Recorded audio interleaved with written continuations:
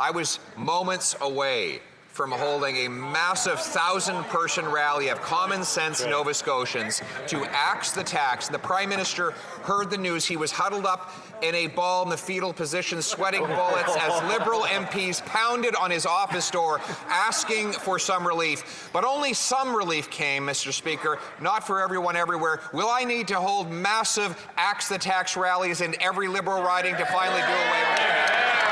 This government has developed and will be rolling out a plan to deploy heat pumps, free heat pumps in Atlantic Canada and across the country. It will address affordability issues, put more money back in the pockets of Canadians, and actually help us to address climate change, something that the opposition members seem to ignore on an ongoing basis. L'honorable chef de l'opposition. So the Prime Minister admitted that he's not worth the cost by announcing that he would pause his carbon tax for some people on some fuels for some period of time. And then his Rural Affairs Minister said that other Canadians could have had the same pause, but for the fact that they didn't elect Liberals. Apparently we're going to have different tax rates in different constituencies depending on how people vote.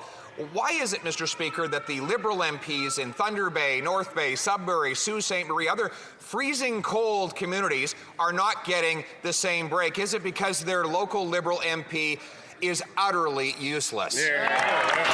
Thank you, Mr. Speaker.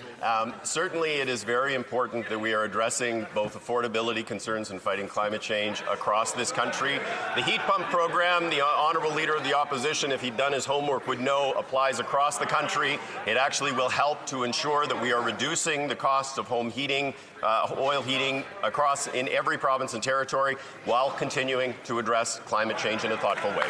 That is hot air in cold weather. Just today, the snow started falling in cold Ottawa.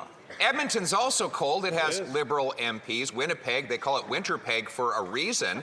People there are forced to pay tax on natural gas. All these cities have Liberal MPs. The Prime Minister claims that he only backed down on the carbon tax for some Canadians because of the advocacy of terrified Liberal members. So is he really saying that Liberal MPs in the areas where this pause does not apply are totally useless and will never be able to defend Canadians heating their homes? The Leader of the Opposition knows that Canadians who live in jurisdictions where the price on pollution applies get over $1,000 a year from the Government of Canada to fight climate change. When it comes to the Conservatives, they want to take that $1,000 out of the pockets of Canadians, Mr. Speaker. Our climate policy has resulted in 53 megatons being removed. That's the equivalent of 11 million cars a year. Mr. Speaker, while they keep their heads in the sand and pretend that climate change isn't real, we're going to fight climate change and we're going to help Canadians with affordability. Thank you, Mr. Speaker. L'honorable chef de When l'opposition. the Liberal Rural Affairs Minister says that if Canadians want a pause from the carbon tax, they need to elect a local Liberal MP, she's got it exactly wrong. What they need to do is elect a common-sense Conservative government that will axe the tax entirely. This is not only hurting the pocketbook of Canadians or forcing seniors to choose between eating and heating. Now, Saskatchewan, Alberta, BC, and Ontario are asking for similar breaks. In fact, the Saskatchewan government is refusing to collect the tax on the utility. Does the Prime Minister realize that he is not only bankrupting Canadians and leaving them in the cold, he's actually dividing our country? As a resident of Ontario, I remember the last time that a province elected a common-sense Conservative government, Mr. Speaker.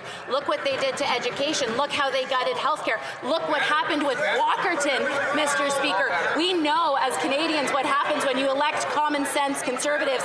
They gut programs, they hurt Canadians, and they're certainly not there when it comes to fighting climate change or supporting Canadians. Thank you, Mr. Speaker.